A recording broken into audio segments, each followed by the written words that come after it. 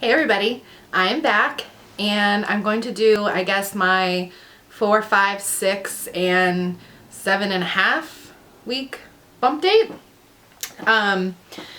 So I did make my BFP video and I felt like I was really all over the place. So I'm going to try to backtrack just a little bit and kind of tell you what happened after we got the positive. The notes that I have are on my computer, so that's what's to the side over here that I'm going to look at. So I've been kind of keeping track of everything. Okay, so right after I found out, like that Monday and Tuesday, I was so tired. Like I can't even explain how tired. Like I can't function tired. And I had a little bit of nausea on and off, and I also had some like cramping and like almost like pinching, pulling type feelings.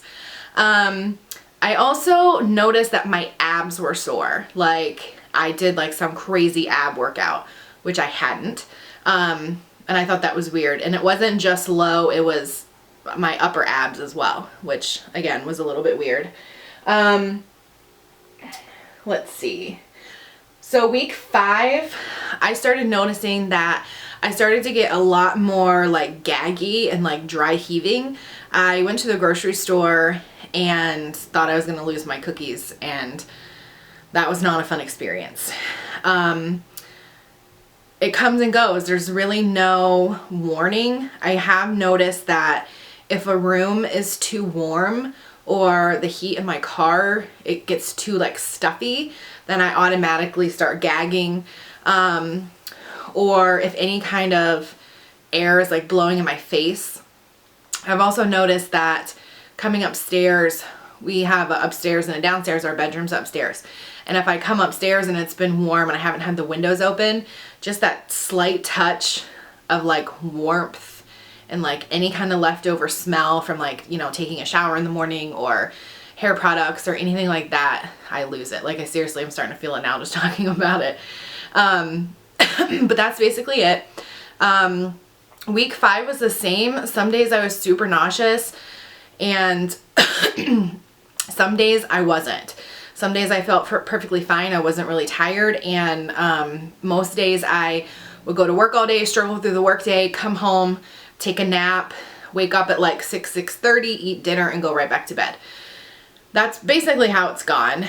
The other thing that I have noticed within the last week or so is like shortness of breath, and it's not a secret. I'm not like a marathon runner or anything, but even just like regular activities, I feel like, oh my, like it's almost like taking my breath away. So I did have a couple incidents where I've mentioned before, I drive around for work all day and I did throw up on my shirt in my car. That's happened a couple of times.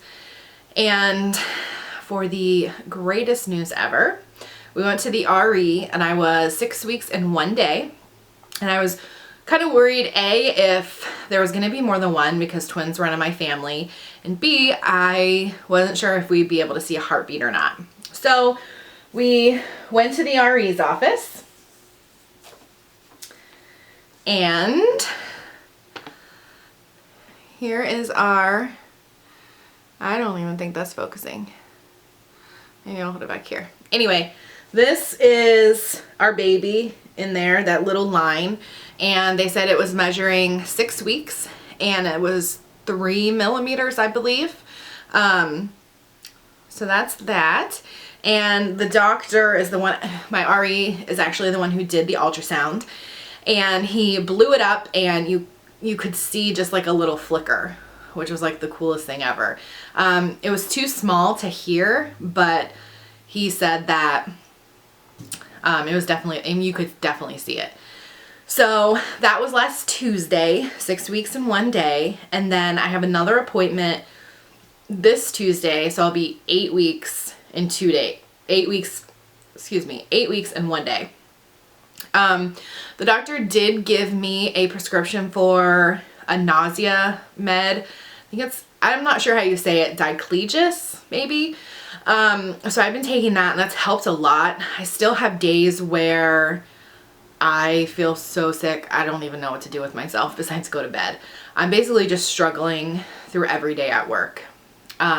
Yesterday was really, really awful. I was super tired and super gaggy and super everything. And I did throw up on my shirt again right before I had a meeting with a customer. That was super. But the diclofenac does help, but I still have the gaggy on and off. What else? Oh, my next appointment, like I said, is next Tuesday, the 27th.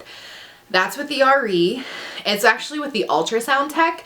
So I'm not even sure if she's going to be able to tell me what she does or doesn't see, because otherwise my appointment couldn't be until 12:30. And I mentioned before, my RE's office is 2 hours away. So pretty much that's like a whole entire day's work if I were to go at noon. So I'm having the ultrasound lady do it, and I don't know if she will or won't be able to see anything. But on Thursday, the 29th, I have an appointment with my new OB.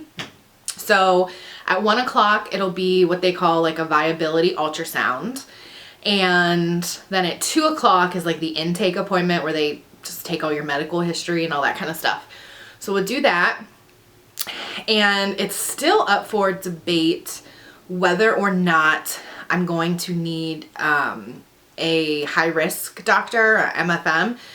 According to my RE, it depends on if the OB is okay with managing me being on Lovenox. I've said before I have MTHFR, so I started the Lovenox like 4 weeks and 3 days or something like that.